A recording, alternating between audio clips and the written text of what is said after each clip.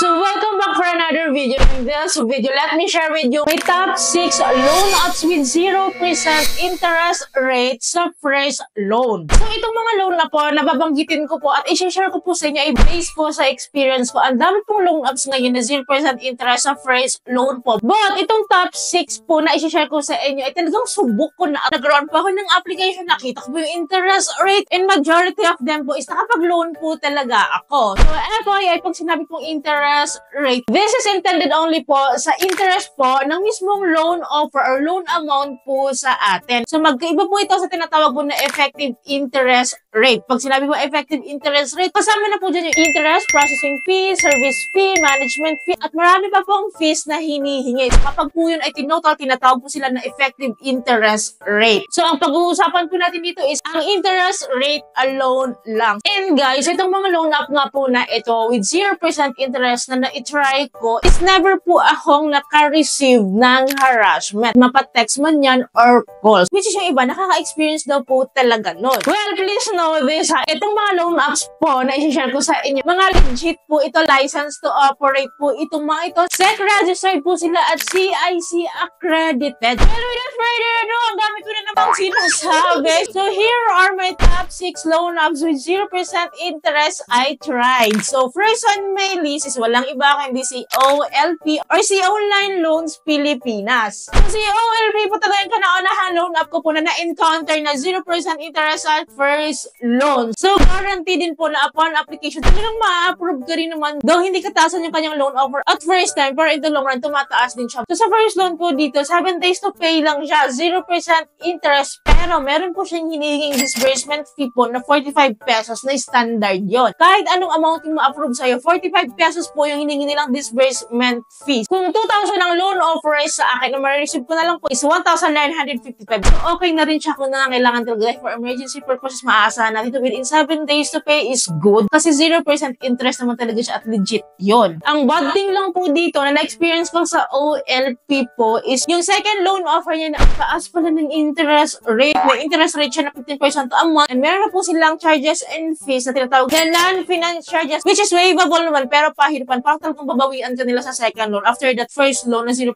interest. So maganda lang po talaga siya sa first loan. Kung nangangailangan talaga tayo, kung kinapos lang talaga tayo, is good na tangan to at first loan. Then second on my list is si Peso Ready. So first time po akong nag-apply po dyan. Meron po akong offer na 4,000 pesos. Guaranteed naman po din na ma-approve din talaga tayo sa application lalo po pag first time po natin dito. Legit po talaga na 0% interest. Katulad po kay OLP, meron din po siyang hinihinging disbursement fee po na 45 pesos which is okay lang din. Hindi natin masyadong ramdam. Legit po talaga naman na 0% interest at first loan. Pero 7 days to pay lang din siya. Again, maganda lang to. Kung talagang biglang nangangailangan tayo, kinapos tayo at wala tayong budget for emergency purposes, and ibabalikin natin yung ating inutang, so maganda to. Ang hindi ko lang din nagugusto nito kay Peso Ready, katulad po kay OLP, is mataas po yung kanyang interest rate. Meron po siyang standard interest rate sa second loan, third loan ng 15% a month. Standard po yun, except po doon yung other fees and charges nila na tinatawag din po na non-finance charges na sobrang taas. Aabot po tayo ng almost 50% po. Ito total po natin kasama yung interest rate. And third loan na po on my list is walang iba kundi si Manicat PH. So, madali lang po mag-apply dito kay Manicat at buo ko po siyang natanggap talaga sa first loan. Buo ha, wala talaga siyang bawas. And 7 days to pay lang din po siya. And again, maganda lang po talaga ito for emergency purposes. Lalo pat buo talaga natin siyang makukuha at legit yun. So, kailangan lang talaga natin bayaran within 7 days or before 7 days para po hindi po tayo magka-penalties. Kasi once po na nagka-penalty tayo, hindi natin magugustuhan talaga yung mga charges yan, interest niya. So, itong si Manicat, no, after the first loan mo, tataas nga naman talaga yung loan offer mo. Kasi gusto nga naman yan na mangutang ka ulit. Kasi doon po sila babawi talaga. Ito po yung bad thing sa Manicat. Kasi aawat po siya ng almost 56% po yung interest rate niya. So, parang babawian ka talaga sa second loan. Kung nangangailangan lang kayo pang backup or kinapos lang kayo pang emergency, good na to for 7 days to pay. Next, fourth on my list is wala iba kundi si Digido. Si Digido po, first apply ko po dyan. Year 2023 pa ako nag-apply dito kay Digido. legit na na-reject po ako noon. And last year, nag-attempt ako ulit na approve na po ako. And legit po pala talaga yung kanyang interest rate ni 0%.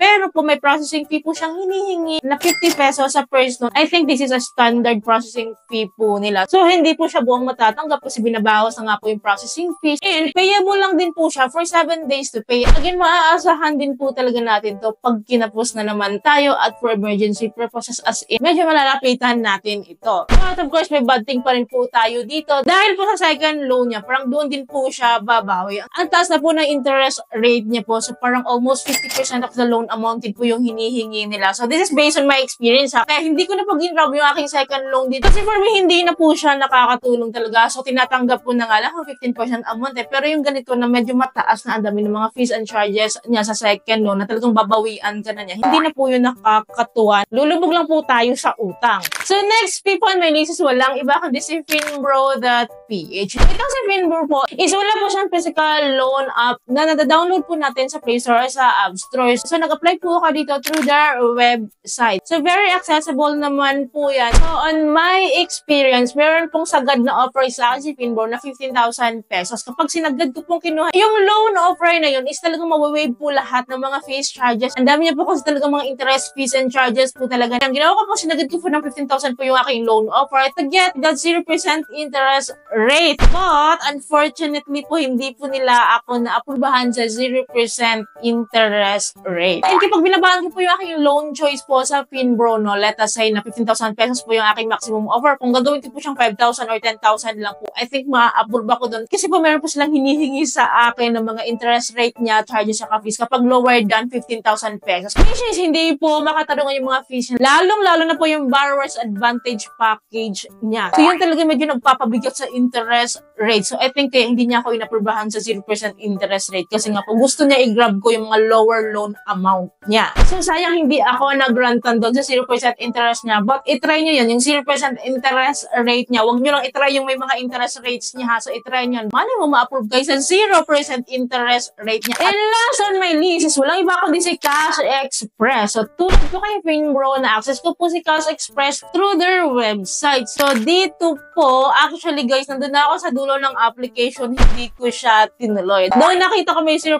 interest rate siya sa first loan, pero napaka-scary kasi ng mga reviews nito. Hindi daw nakakatuwa, nangaharas daw, ang taas daw ng interest rate. So may mga ganong info na nakarating sa akin. So hindi lang kasi ako natutuwa kasi masyadong mataas yung kanyang processing fee. Meron po siyang hinihingi kasi po na 200 pesos na processing fee is standard po yun ha, kahit ka 1,000 pesos lang yan, 200 pesos yung kukunin niya. And then meron pa po siyang SMS info worth 49 pesos. Yung SMS info po is nawi-wave siya. But yung processing fee po na 200, hindi po siya nawi-wave. So yung net proceeds po natin is buo. Buo po natin itong matatanggap. Doon mataas na talaga yung kanyang processing fee. Kasi sinubukan ko siya ng 1,000 pesos, 0% interest rate niya. Pero nabibigatan po talaga ako sa processing fee niya na 200 pesos. Kaya po hindi ko tinuloy. Doon maraming sinasabi na legit naman talaga na buo na matatanggap, nakakapag-loan tayo. Of course, legit din po talaga na utangan din naman talaga ito. But may mga bad sides lang talaga tayo na personally hindi ko nagustuhan. So those are my top 6 loan apps po that are based on my experience only. So quick tips ko lang po sa inyo. So again, kung tayo po ay nangangailangan ng backup, kinapos lang at pang petsa di peligro, pang emergency purposes, we can consider this one at our first